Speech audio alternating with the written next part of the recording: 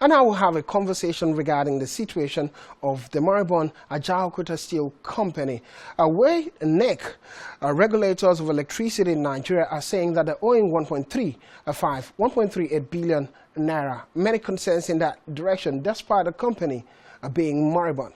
I'll be having a guest join the conversation now, Engineer Obong Akpabio. He's an energy consultant joining the conversation this morning. Engineer Obong Akpabio, good morning. Good morning. It's a pleasure to be here. So good to have you, Engineer Obong. You've heard the story what it has to do with Ajaokuta, a Moribund Steel Company. Many indices around this one is the fact that NEC is coming out and saying all the invoices that they've given, well, nothing has been done about it. Last year, it was about 5-point-something billion naira. And this year, in the second quarter, we're already in that position. A whooping 1.38 billion naira is being owed to the generators and the distributors of electricity. How concerning is this for you? Give us perspective to what's really happening regarding this situation. All right, thank you. Considering the Ajaokuta steel mill that was constructed around 1979 and has been inactive since 1994, accumulating a bill of over 1.27 billion naira it's alarming. So my concern now is if NEC reports that at 2024 they owed over 5.96 billion naira, then why are you still giving them supply? So its liquidity, ability to recover money is a huge problem the Nigerian energy sector is facing. So to me, the idea of metering, smart metering, is one way we can get out of this dilemma. And another situation is if someone is not paying, the person has no right to be enjoying power. I think the energy sector is we are largely incapacitated, because take for instance the oil sector. You can't continue using fuel without paying for it. It's pay as you go, even in the communication sector. So why is it different in the energy sector? Why would a company that has been inactive since 1994 be accumulating a bill of over 5.96 billion as at 2024, and at 2025 over 1.9339 billion? So this is totally unacceptable and a huge deficit in the energy sector. Well, not just about, the conversation isn't just about the Moribund steel factory, but also the host community. They're enjoying free electricity and they're not paying for it. But sadly, from that angle, it seemed like a NEC and others can't do anything about it. You've already mentioned the concern of this situation. They can't do anything about it because they're reporting to the federal government and it's not changing. So the concern you've brought up would be you do not know why they ought to keep enjoying power when they're not paying it. What could be possibly a constraint that NEC and other bodies cannot take out power from them? Because first, the factory is moribund, it's not useful. The host society should pay for the power bill that they consume. No, the same situation playing around Ajaokuta steel mill, it's what is happening in Ascon.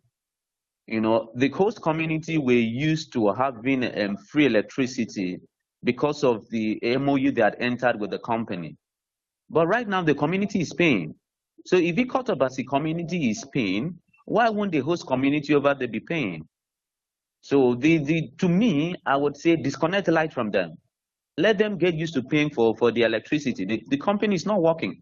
A company that has over $4 to $4.5 billion was invested in it, with the capacity to generate over 1.3 million tons of steel. And since its construction and partial commissioning, it has generated only 40,000 tons of steel. So such a community should not be given such leverage. They should not be given such leverage. I will talk about Ascon in a bit. And now let's look at the concern from this angle, the impacts on electricity, because they're using electricity and not paying for it. And it's not just about the Ajaokuta steel mill. We're also talking about other federal parastatal and agencies being part of this concern. You are in the power sector. You understand the terrain very much. The Gencos are complaining. The distribution companies, the DISCOs are also complaining. And now, from a federation point of view, that is a big load on the on the distribution companies as well as the GENCOs, generating companies, while individuals are talking about many individuals and other businesses are struggling with high tariff. It seems to be that the power sector, especially the DISCOs, are taking a lift from these other agencies, especially federal agencies that are not paying and putting on the general masses. So I think we need to start with a total reorientation, because the energy sector has been taken as business as usual from the days of NEPA. People feel they can get services without pay. So there need to be a deep social reorientation so that people have to realize that we need money to run this sector. We pay the gas company, we pay them in dollars. So for the sector to keep functioning, they need to remit their dues. Yes. So there have to be a deep social reorientation. Electricity is not free. Electricity is not free. Get into the community and tell them electricity is not free. If you need electricity, you need to pay for it. But it obviously seems like it's so difficult for them to disconnect some of the agencies, especially federal government agencies. Some of these bodies, electricity bodies, are holding tap and just hoping that payments will come somewhere, which they'll be able to fund the running of gas for that purpose. Well, quickly, let's talk about the very fact that the federal government expressed optimism and that a full revival of the Aluminium Smelting Company of Nigeria in Ikorobasi, Akwa Ibom State, will eject about 540 megawatts of electricity into the national grid when fully operational. And this is according to the Minister of Power, Adaba Delabo, disclosing this during the working visit to the plant. And this happened on Monday, pledging the government's commitment to reconnecting the facility to the national grid and completing the long-abandoned 330 kV substation in the area. Well, when I first heard this comment from the Minister of Power, many thoughts came to me. If finally ASCON get to be lifted, it would be something so great for the economy of Akwa Ibom, economy of Nigeria. But they're talking about a possibility of taking about 540 megawatts of power into the national grid. It's not functioning at the moment. Many governments has come in, and one question has been many promises. Finally, could we see a possibility of ASCON coming back to life? All right. From a personal view, because I have been in Ikorobasi since 2010, I'm not excited about the news until I see it, until I see commitment. Because government in, government out, we've heard different stories about ASCON. Oh, we are coming to revive it, and nothing has been done in it. If you look at the amount of money invested in ASCON, the potential lying waste, it's something that's worth crying about. So ASCON at the moment has a capacity of over 360 megawatts, and there is an existing 330 kV and 330 kV network, TCN network, from Ikorobasi to Ikotekpene. So for this thing to see the daylight, that TCN network has to be fully operational. Because even if ASCON ramps up its capacity to 540 megawatts, we can't evacuate it. So what's the need of investing in power that cannot be evacuated, cannot be used? So, and for we, the masses, to be excited about that, we need to see them go to work.